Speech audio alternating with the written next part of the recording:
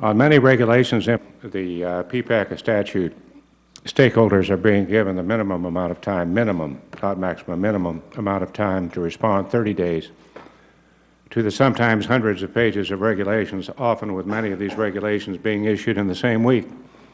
I can't go to a stakeholder comprised of all of our providers without somebody picking up a piece of paper and say, Senator, what about this? And then I don't know about it, they don't know about it, we have to ask, and then we get into some real problems. In these instances, the Administration has had months, if not years, to draft and review, and OMB has given months to review as well. Will future regulations give stakeholders more than a minimal amount of time to review? It has been suggested, but other nominees before the Finance Committee that 60 days would be a more reasonable time frame. Used to be 30, or even 60 days, and then 90 if thousands of comments came in to say, this regulation doesn't work well for us, we can tweak it, we can do this, we can do that. Some would oppose it. But at least there was a time frame where you could then work the regulations to better fit all of the stakeholders and the providers. In addition, we're getting feedback that many stakeholder groups do not believe the Administration will take into account their comments when issuing the final regulations. I'm talking about the final regulations now. That is the subject of this hearing. And I thank the Chair and the Ranking Member for holding this hearing. I'd like to point out a letter I, along with many of my colleagues, sent to the Department of Health, Human Services and Treasury and the Department of Labor outlining our concerns. In your response dated February 12, the Department noted that they are reviewing these comments and will finalize the rules soon. I would also note that the submissions for these rules to OMB show them as being submitted and received by OMB on February 8. Now, that tells me that you have, in fact, completed your review of the rules and are not still considering them. That careful consideration of thousands of comments was given at the most a little over 40 days to complete, and I can see why stakeholders are very skeptical that who you are listening to and what you have to say. I would remind you that the traditional regulatory process, as described in both statute and executive order, calls for notice, comment, review, and consideration of comments and issuing of a final rule. What is being done to address this very troubling concern? Thank you, Senator. I would make 2 points. I think, first of all, our process with respect to the policy that is being set forth in these rules has been to provide guidance bulletins ahead of time, so that before we even put out the proposed rules, we've gotten a tremendous amount of input from the stakeholder community with respect to them. So as an example, the essential health benefits rule, we put out a bulletin well ahead of time. We got comments on the bulletin, and we incorporated those comments in what then became the proposed rule.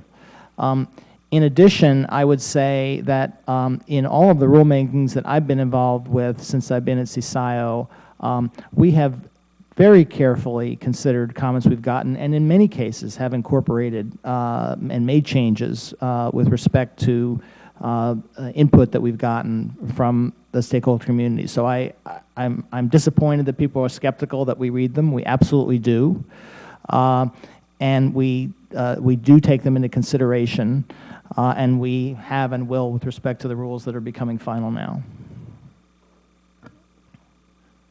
This, I think, raises an important question.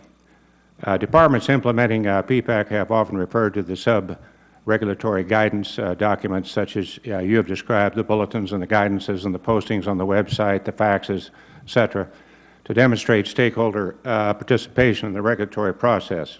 Here we have a question, then you're coming back with all of these bulletins and guidances and postings.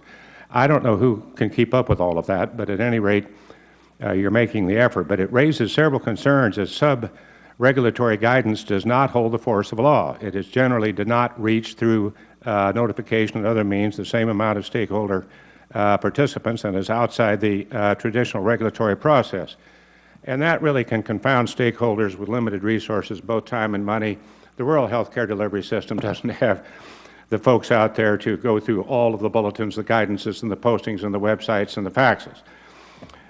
Basically, we just have a situation where they can't focus on what they need to focus on in regards to the regulatory mandates that they face. So the traditional regulatory process as described in both statute and executive order calls for notice, comment, review, and consideration of comments and issuing of a final rule. I think the administration is deviating severely from the normal rulemaking process, and it's a real problem with regard to the stakeholders. Now, I've made my speech, and I think you've responded. I'm not sure we need to go any further, but this is a problem. Just in the State of the Union address, the President indicated that basically if we have a situation where the obstreperous Congress, all of us combined, that we don't buy his agenda and do it in a specific amount of time or a reasonable amount of time, he will simply issue executive orders and more regulations. I tell you what, that sent a chill in the entire healthcare industry, because we are drowning in regulations now. And to my way of thinking, when you go into the sub-regulatory guidance documents as opposed to following the review and consideration of comments that is called for by executive order and statute, I know that that's convenient. I know that the regulations are so many, and they're important, and they're very comprehensive. That's the problem. And so I would hope that we could get back to a more just follow the law, just follow the executive order and the statute. Senator, I would just say that in my experience, stakeholders have welcomed and are grateful for the guidance that we put out, the frequently asked questions, et cetera, that are intended to clarify what we are not making law in those documents, and we are very careful to use the regulatory process when it's called for and necessary. Thank you. Senator Carper.